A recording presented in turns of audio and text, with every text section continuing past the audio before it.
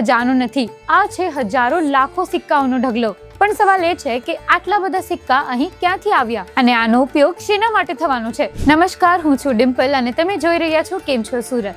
સુરતના કાપોદ્રા કલાકુંજ સ્વામિનારાયણ મંદિરમાં અત્યારે કંઈક અનોખું જોવા મળી રહ્યું છે.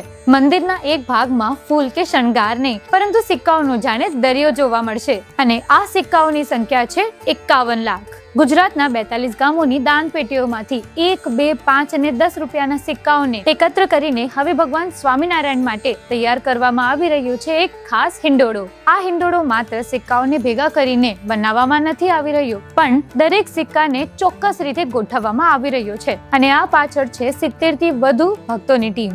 દરરોજ લગભગ 3 કલાક સુધી ભક્તો બેસીને સિક્કાઓને અલગ કરે છે, ગોઠવે છે અને હિંડોળાની ડિઝાઇન પ્રમાણે તૈયાર કરે છે. મંદિર સાથે જોડાયેલા લોકોનું કહેવું છે કે શ્રાવણ માસ દરમિયાન ભગવાન માટે વિવિધ પ્રકારના હિંડોળા તૈયાર કરવામાં આવે છે અને આ વખતે સિક્કાઓને જ આ હિંડોળાની થીમ બનાવવામાં આવી છે. અને સૌથી ખાસ વાત, આ સિક્કાઓ કોઈ એક વ્યક્તિના નથી, આ સિક્કાઓ છે અનેક ભક્તોની શ્રદ્ધાનું પરિણામ. કોઈએ દાન પેટીમાં 1 રૂપિયો નાખ્યો, કોઈએ 5 રૂપિયા, તો કોઈએ 10 રૂપિયા. અને આવી જ નાની નાની ભક્તિ જ્યારે એકઠી થઈ ત્યારે એ બની ગઈ 51 લાખ સિક્કાઓની વિશાળ રચના. તેનું ઉદ્ઘાટન તારીખ 12/8/2026 બુધવાર રાત્રે 11 કલાકે ખુલ્લું મૂકવામાં આવશે. 1 મહિનો સુધી તે ભક્તો દર્શન નિહાળી શકશે. તેમાં હિંડોળામાં 12 ખંડો છે.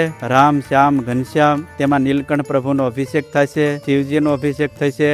આ હિંડોળાનો લાભ લેવા પધારજો. સમય છે સવારે 7:30 થી 12, બપોર પછી 3:30 થી 8. જય સ્વામિનારાયણ. હવે જોવાનું એ રહેશે જ્યારે આ બધા સિક્કા એક સંપૂર્ણ હિંડોળાનું સ્વરૂપ લેશે ત્યારે તેનું ફાઇનલ લુક કેટલું અદ્ભુત હશે. કારણ કે અહીં વાત માત્ર 51 લાખ સિક્કાઓની નથી, વાત છે 42 ગામોની શ્રદ્ધાની, 70 થી વધુ લોકોની મહેનતની અને એક અનોખી ભક્તિની. વિડીયો સારી લાગી હોય તો લાઈક અને શેર કરજો અને આવી જ ઇન્ટરેસ્ટિંગ સ્ટોરીઝ માટે સબસ્ક્રાઇબ કરો કેમ છો સુરત. ધન્યવાદ.